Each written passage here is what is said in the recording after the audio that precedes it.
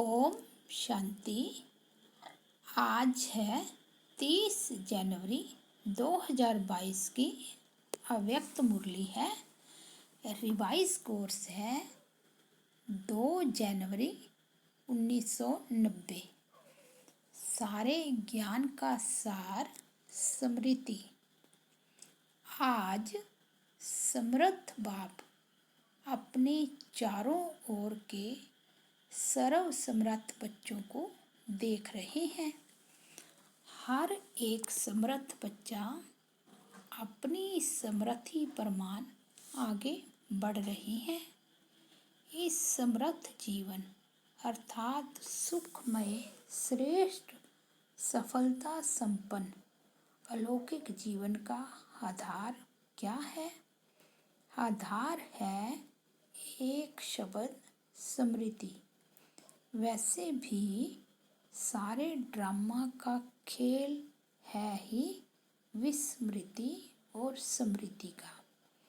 इस समय स्मृति का खेल चल रहा है। बाप दादा ने आप ब्राह्मण आत्माओं को परिवर्तन किस आधार पर किया? सिर्फ स्मृति दिलाई कि आप आत्मा हो, ना कि शरीर।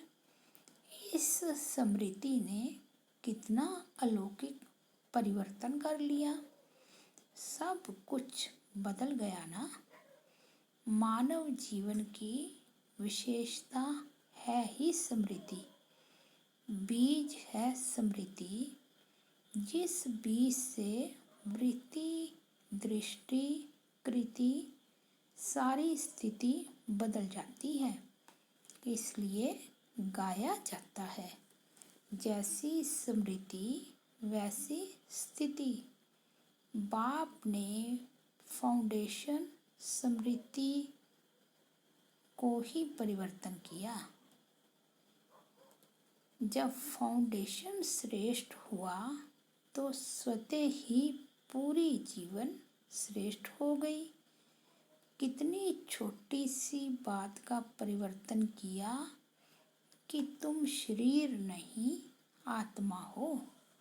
इस परिवर्तन होते ही आत्मा मास्टर सर्वशक्तिमान होने के कारण स्मृति आते ही समर्थ बन गई। अब यह समर्थ जीवन कितना प्यारा लगता है।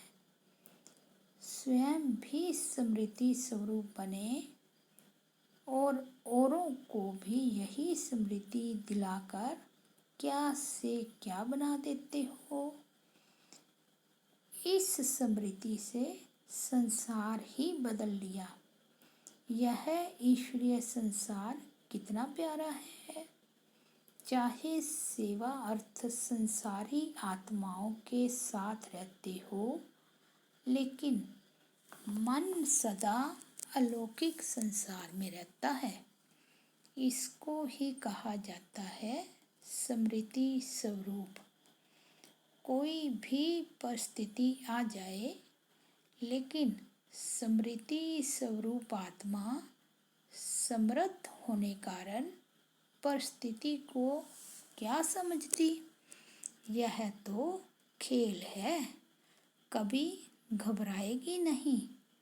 भल कितनी भी बड़ी परिस्थिति हो, लेकिन समर्थ आत्मा के लिए मंजिल पर पहुंचने के लिए यह सब रास्ते के साइड सीन अर्थात रास्ते के नज़ारे हैं।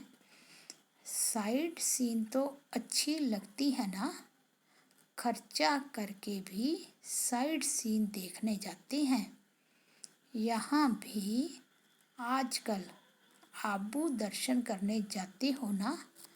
अगर रास्ते में साइड सीन न हो तो वह रास्ता अच्छा लगेगा?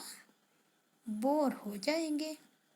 ऐसे स्मृति स्वरूप समर्थ स्वरूप आत्मा के लिए परिस्थिति कहो, पेपर कहो, विघ्न कहो, प्रॉब्लम्स कहो, सब साइड सीन है। स्मृति में है कि यह मंजिल के साइड सीन्स अनगिनत बार पार की है। Nothing new. इसका भी फाउंडेशन क्या हुआ? स्मृति।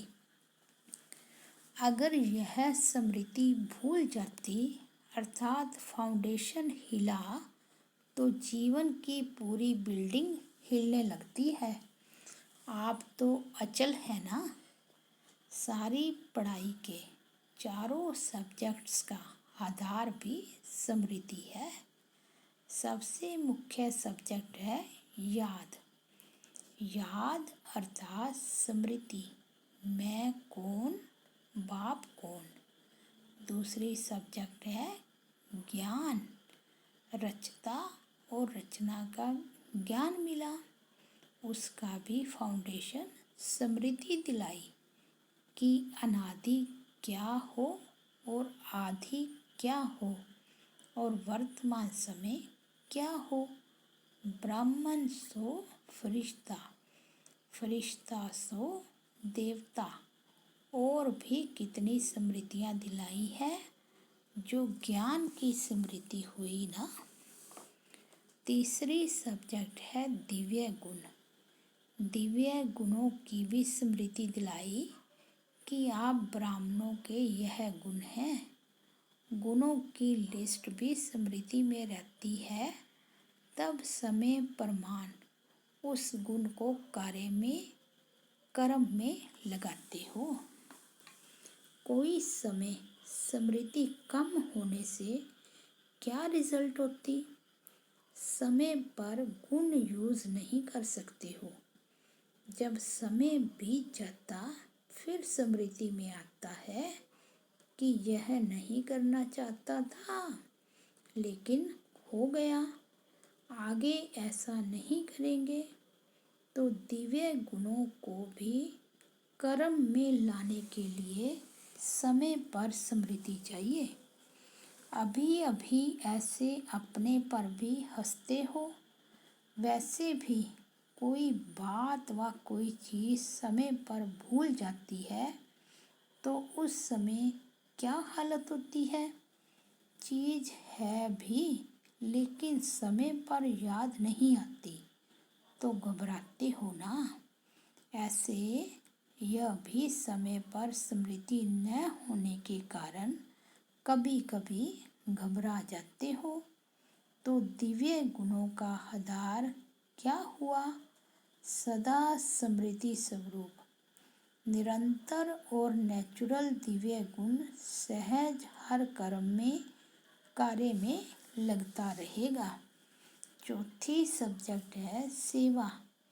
इसमें भी अगर स्मृति स्वरूप नहीं बनते कि मैं विश्व कल्याणकारी आत्मा निमित्त हूँ तो सेवा में सफलता नहीं पा सकते। सेवा द्वारा किसी आत्मा को स्मृति स्वरूप नहीं बना सकते। साथ साथ सेवा है ही स्वयं की और बाप की स्मृति दिलाना। तो चार ही सब्जेक्ट का फाउंडेशन स्मृति हुआ ना। सारे ज्ञान का सार का एक शब्द हुआ स्मृति। इसलिए बाप दादा ने पहले से ही सुना दिया है कि लास्ट पेपर का क्वेश्चन भी क्या आने वाला है। लंबा चौड़ा पेपर नहीं होना है, एक ही क्वेश्चन का पेपर होना है और एक ही सेकंड का पेपर होना है। क्वेश्चन कौन सा होगा? नष्टो मोहा स्मृति स्वरूप। क्वेश्चन भी पहले से ही सुना लिया है ना। फिर तो सभी पास होने चाहिए। सभी नंबर 1 पास होंगे या नंबर वार पास होंगे। डबल विदेशी किस नंबर में आएंगे होंगे? तो उन्होंने कहा नंबर 1। तो बाबा ने कहा माला को ख़त्म कर दें या अलग माला बना दें। उमंग तो बहुत अच्छा है। डबल फॉरनर्स को विशेष चांस है लास्ट सो फास्ट जाने का। यह मार्जिन है। अलग माला बनाएं तो जो पिकनिक के स्थान बनेंगे वहाँ जाना पड़ेगा। यह पसंद हो तो अलग माला बनाएं। अगर आप लोगों के लिए माला में आने की मार्जिन रखी है, आ जाएंगे। अच्छा, सभी टीचर्स तो स्मृति स्वरूप है ना? चारों ही सब्जेक्ट में स्मृति स्वरूप। मेहनत का काम तो नहीं है ना? टीचर्स का अर्थ ही है अपने स्मृति स्वरूप फीचर से औरों को भी स्मृति स्वरूप बनाना। आपके फीचर्स ही औरों को स्मृति दिलाएं कि मैं आत्मा हूँ। मस्तक में देखे ही चमकती हुई आत्मा व चमकती हुई मणि।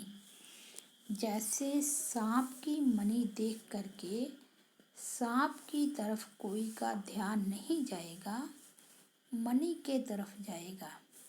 ऐसे अविनाशी चमकती हुई मणि को देख देह भान स्मृति में नहीं आए। अटेंशन स्वतः ही आत्मा की तरफ जाए। टीचर्स इसी सेवा के निमित्त हो। विस्मृति वालों को स्मृति दिलाना यही सेवा है। समर्थ तो हो या कभी कभी घबराती हो। अगर टीचर्स घबरा जाएगी तो स्टूडेंट क्या होंगे? टीचर्स अर्थात सदा नेचुरल निरंतर स्मृति स्वरूप सो समर्थ स्वरूप। जैसे ब्रह्मा बाप फ्रंट में रहा तो टीचर्स भी आगे हो ना, निमित्त माना आगे। जैसे सेवा प्रति समर्पण होने में हिम्मत रखी, समर्थ बनी, तो यह स्मृति क्या है? यह तो त्याग का भाग्य है। त्याग कर लिया, अभी समय की क्या बड़ी बात है, अभी भाग्य की क्या बड़ी बात है।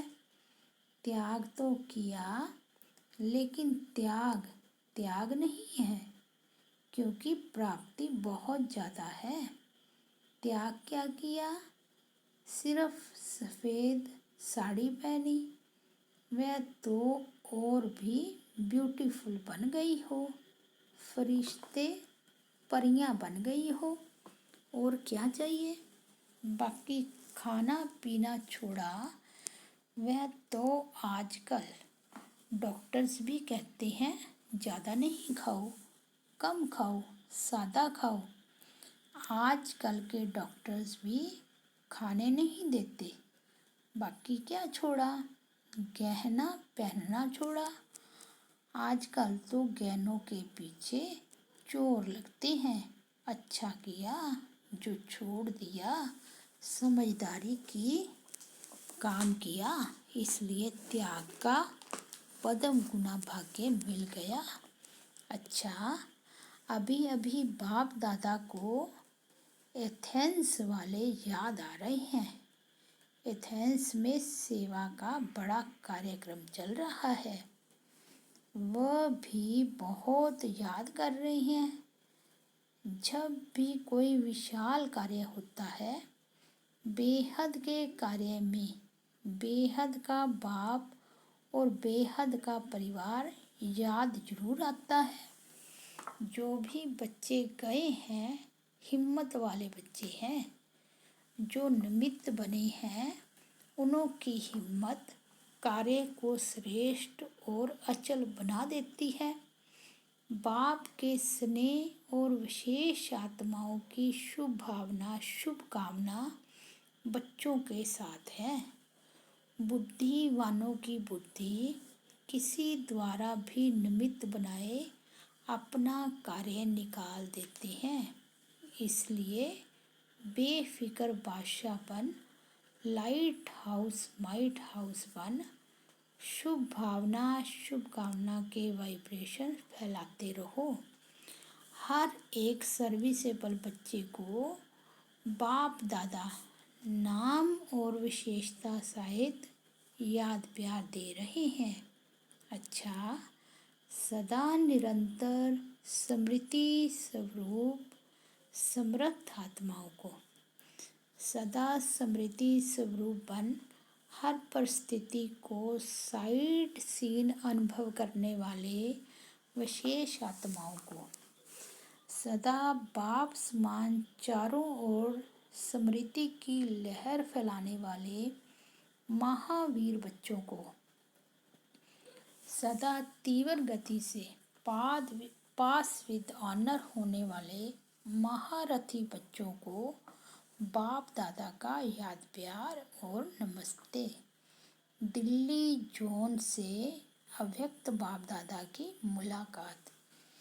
सदा अपने भाग्य को देख हर्षित होते हो, सदा वाह वाह के गीत गाते हो, हाय हाय के गीत समाप्त हो गए या कभी दुख की लहर आ जाती है, दुख के संसार से न्यारे हो गए और बाप के प्यारे हो गए, इसलिए दुख की लहर स्पर्श नहीं कर सकती।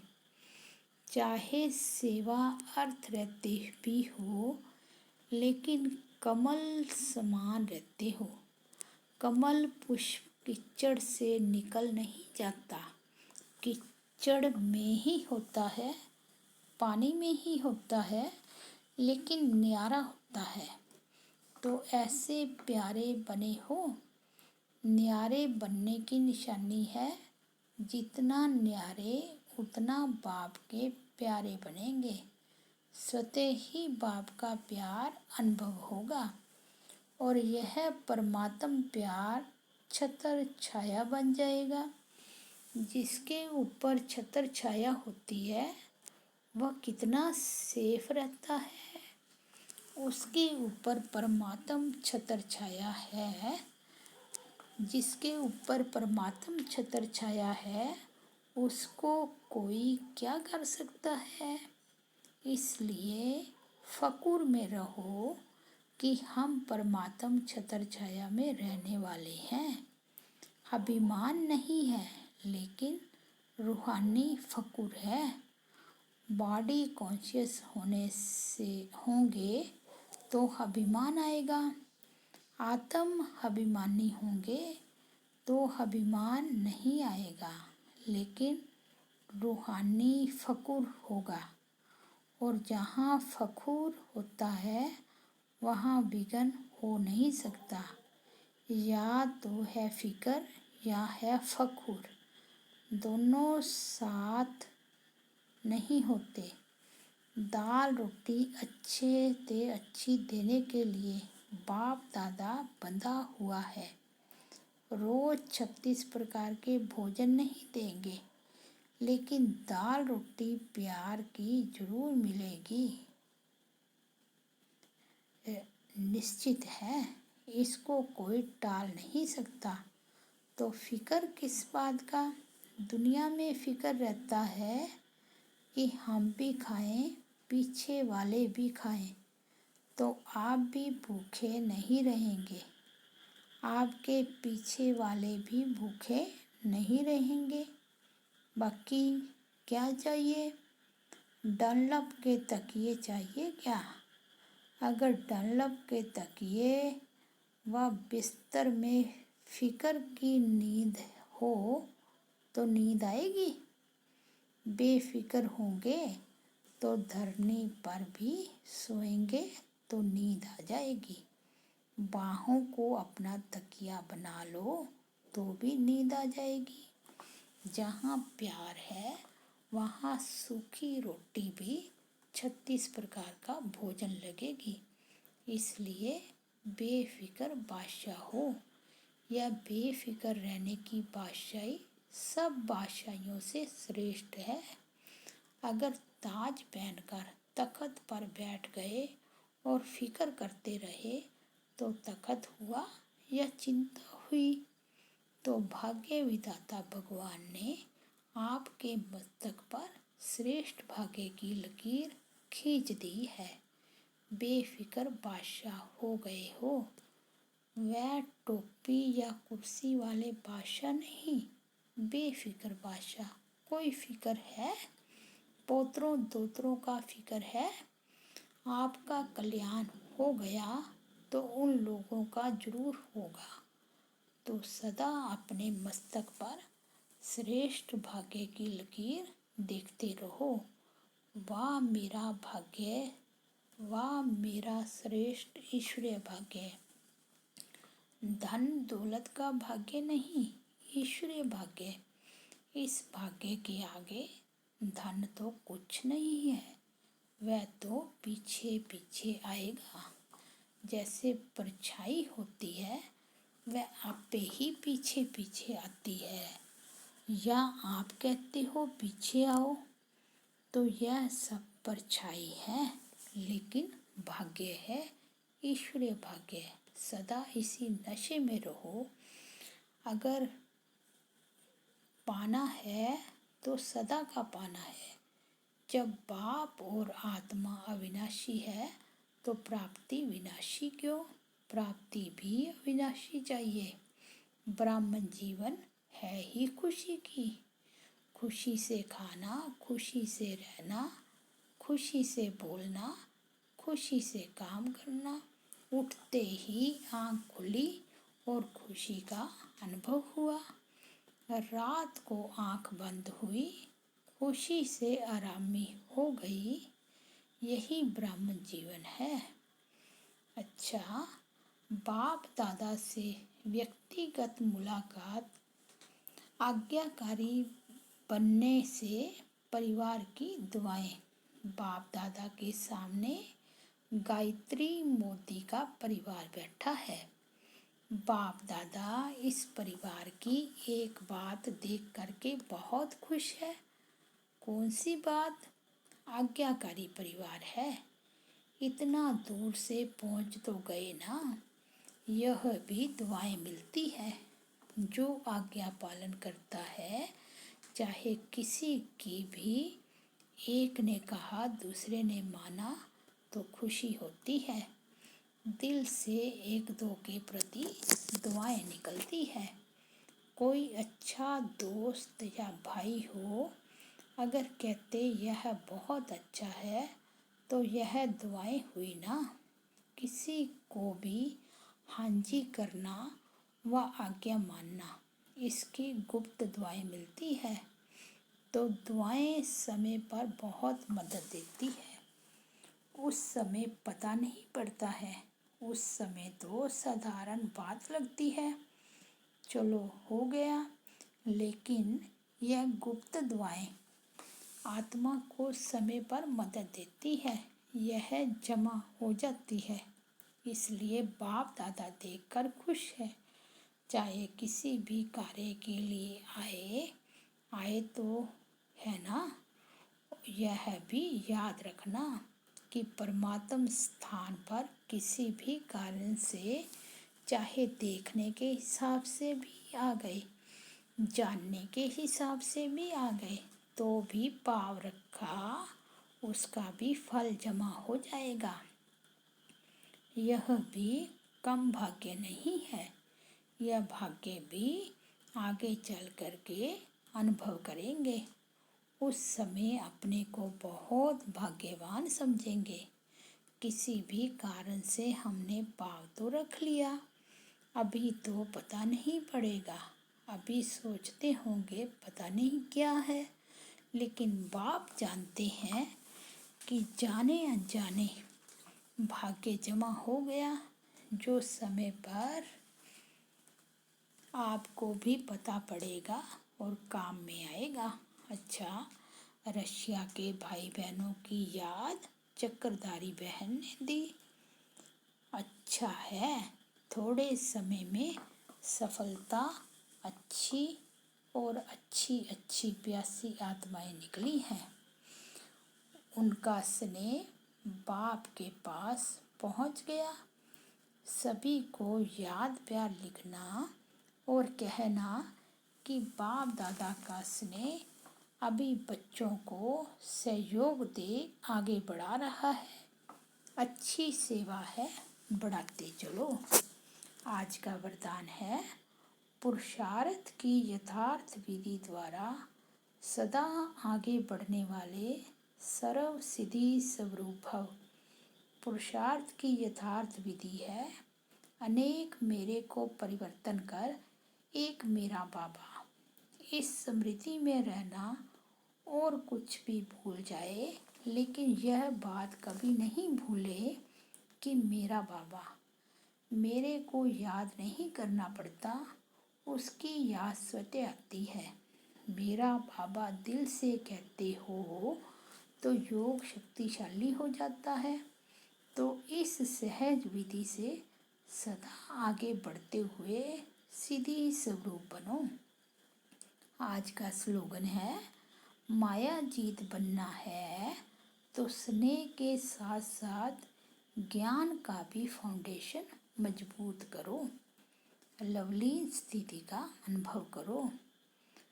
कर्म में, वाणी में, संपर्क व संबंध में, लव और स्मृति व स्थिति में लवलीन रहना है। तो जितना लवली होगा वह उतना ही लवलीन रह सकता है। अभी आप बच्चे बाप के लव में लवलीन रह औरों को भी सहज आप समान व बाप समान बना देते हो। अच्छा, ओम शांति।